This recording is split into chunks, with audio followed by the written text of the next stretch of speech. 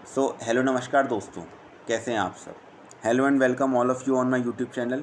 Hopefully आप सब बढ़िया होंगे। आज की वीडियो बहुत ज़्यादा खास होने वाली है क्योंकि इसके अंदर हम डिस्कस करने वाले हैं what are the features of constitution. पिछली वीडियो में हमने डिस्कस करा था why do we need a constitution, and उससे पहली वीडियो में मैंने आपको इंट्रोडक्शन के ज़रिए समझाने की कोशिश करी थी कि व्हाट इज़ कॉन्स्टिट्यूशन। तो ये हमारी इस चैप्टर को लेके थर्ड वीडियो है, ठीक है। एक मैंने आपको बताया था कि हर एक टॉपिक को मैं हर एक वीडियो के अंदर डिस्कस करूँगा। तो हमारी ये थर्ड वीडियो है इस चैप्टर को लेके। तो हम समझने की आज कोशिश करेंगे कि what are the features of constitution. So first feature की बात करते हैं हम। सबसे पहला फीचर आता है हमारा lengthiest constitution. As you all know that it is the lengthiest constitution in the world, ठीक है। The length of the constitution is because of several factors. बहुत सारे फैक्टर्स हैं। क्यों हैं आप समझने की कोशिश करेंगे कि हाँ मैं इसको lengthiest constitution in the world क्यों कह रहा हूँ। So the length of the constitution is because of the several factors. सबसे फर्स्ट पॉइंट है आपका it incorporates the experience of all leading constitution. Second point है आपका it prescribes constitution for the union as well as for the states. Third point है आपका it incorporates detailed provisions regarding centre state relations. Okay. Fourth point है आपका it includes justifiable and non justifiable rights. And fifth point है आपका it contain special provisions to meet regional problems. इन सारे ही point की वजह से मैं कह रहा हूँ कि it is the lengthiest constitution. तो फर्स्ट पॉइंट आपको क्लियर हो गया होगा। सेकेंड पॉइंट है हमारा sovereignty resides in the people. So, the introduction of the Constitution declares that the Constitution of India was adopted and enacted by the people of India and they are the custodians of the Republic. तो second feature भी आपको clear हो गया होगा। Third है हमारा parliamentary form of government. So, the Constitution of India establishes parliamentary form of government both at the center and the states. In a parliamentary form of government, एक parliamentary form of government के अंदर the prime minister and the council of ministers are responsible for all their actions to the government, particularly to the lower house, Lok Sabha. Okay. The parliament keep control on executives by various means, that is by asking questions by no confidence motion etc. Okay. So ये था हमारा third feature. Fourth feature है हमारा unique blend of rigidity and flexibility. As you all know that India has a written constitution. The Indian constitution is not as rigid as the American constitution. It has incorporated the flexible nature in the procedures for the amendments. So there are three methods by which the constitution is amended. The procedure for amendment is very simple.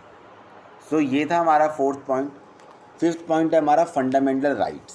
Fundamental rights के ऊपर मैं एक अलग सी video बनाने वाला हूँ, ठीक है। सो हमारा फिफ्थ फीचर होने वाला है fundamental rights. So the fundamental rights are guaranteed by the constitution to all its citizens through part third of the constitution.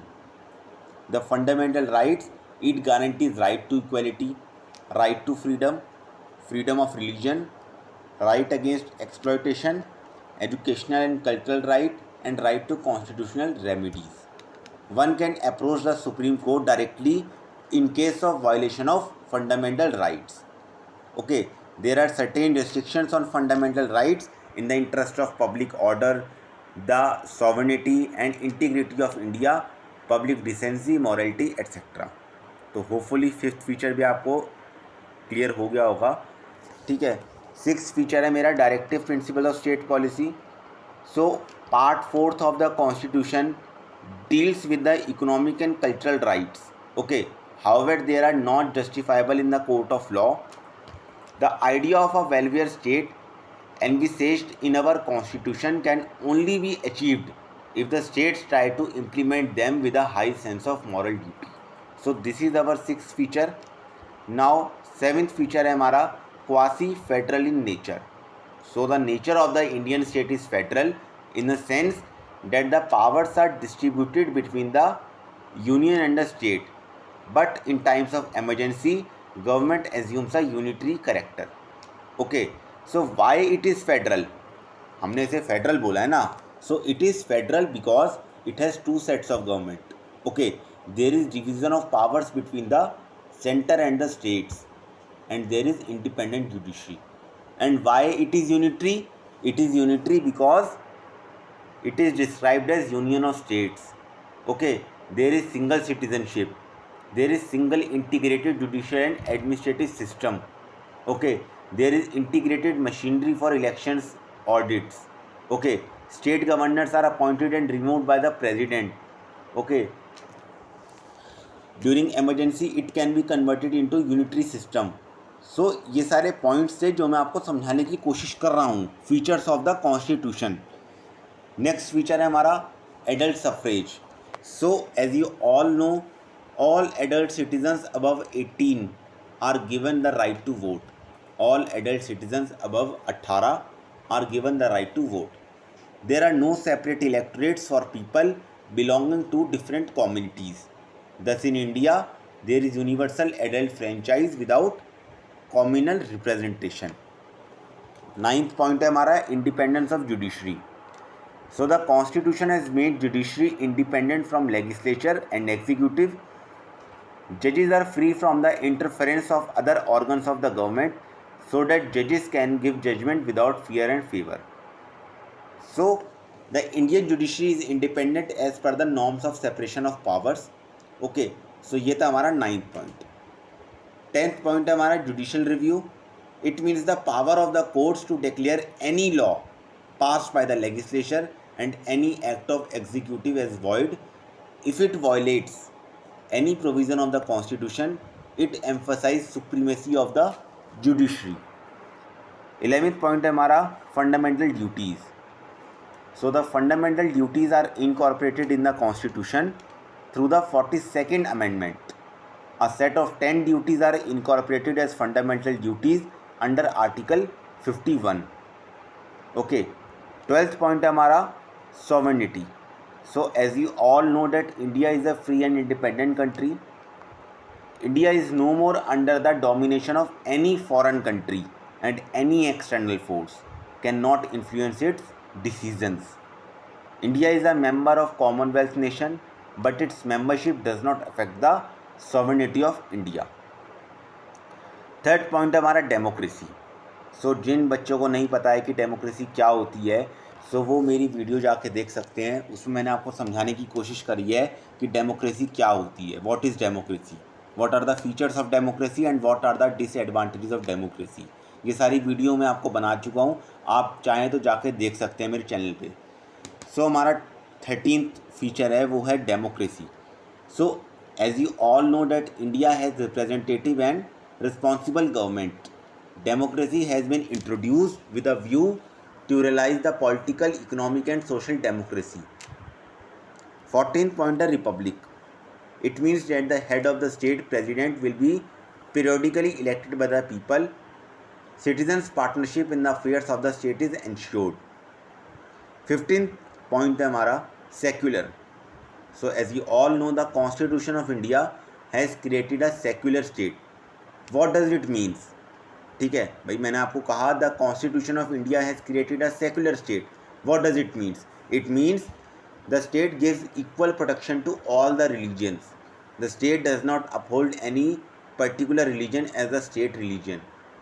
Freedom of religion is guaranteed in the constitution and equal respect for all the religions. 16th point है हमारा single citizenship. The constitution of India confers single Indian citizenship and this helps in creating feeling of oneness. 17th point है हमारा uniformity in the basic administration. So as you all know there is uniformity in most important matters of administration. Example single integrated judicial system, uniformity in civil and criminals laws, all India services. 18th feature है हमारा revolutionary. The Constitution of India has abolished several unjust practices and at the same time has provided special opportunities for the upliftment of the weaker sections. 19th point है हमारा lawyers paradise. So the Constitution of India is very complex for the common man to understand. ठीक है, the complexity gives rise to litigation and constitutional amendments. Lawyers gain importance from this. 20th point है, जो सबसे last point है हमारा, वो है judicial review and parliament sovereignty. So the constitution of USA recognise judicial supremacy, the British system recognises parliamentary sovereignty, that is the court can not declare any law of parliament as cancelled on any ground. The constitution of India compromises between the two. It empowers the judiciary the power of declaring any law as null and void if it violates the basic framework of the Constitution.